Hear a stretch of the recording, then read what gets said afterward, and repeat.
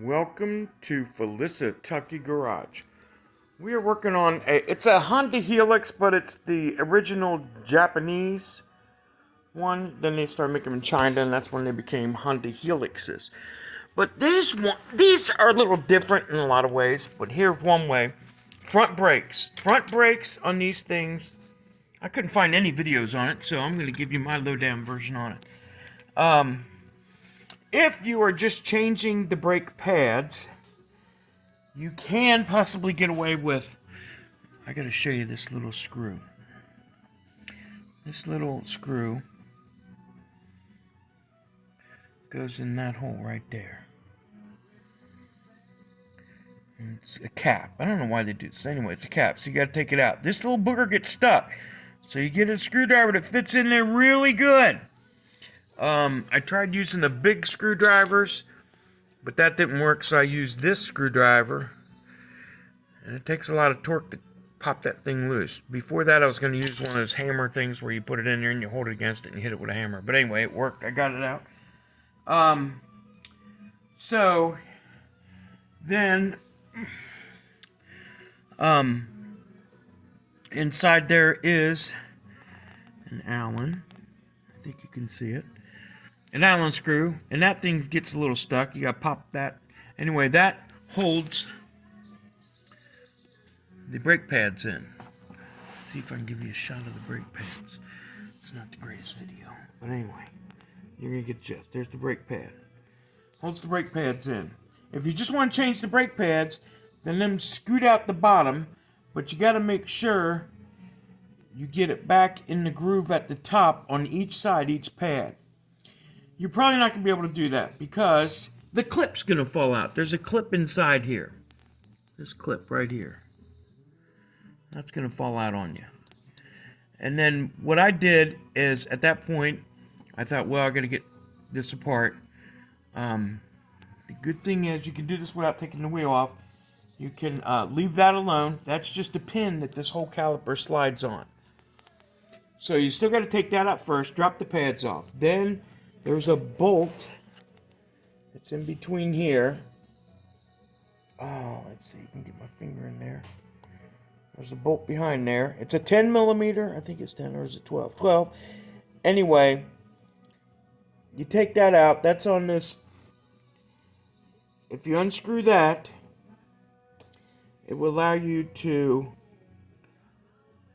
shift this whole thing. You'll be able to pull it out some and shift it up, and then pull the whole thing off without disconnecting the brake line, the hydraulic line. You don't have to do that. But when you take the pads out, oh, you know what? You do have to take this off because you're going to have to squeeze the pistons back in either way.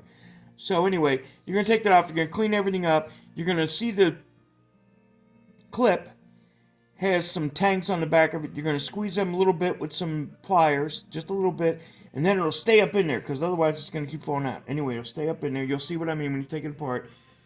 I took mine off, and because these were glazed over, these pads, and I sanded this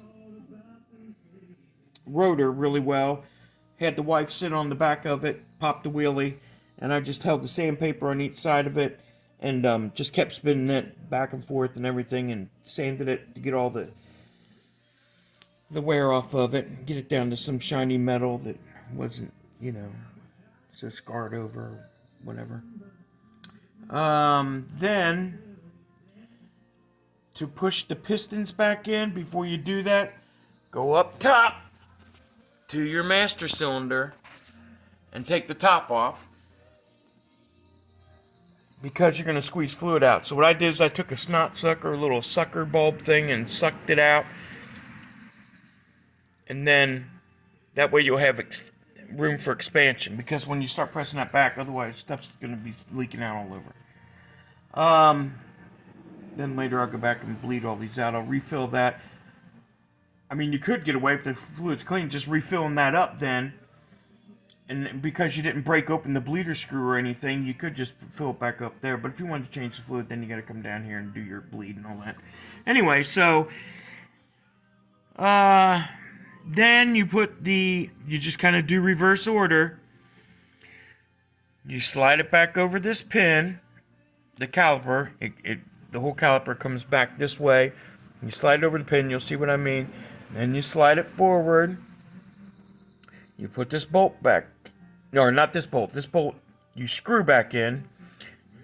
You never had to take this out. It would just come out. It'll unbolt from right there, and it'll give you enough room after you unscrew it to be able to pull it away from the bracket and tilt it backwards, and then it'll come off this pivot and it'll come right off. It's easy. It sounds really difficult, but it's not that bad.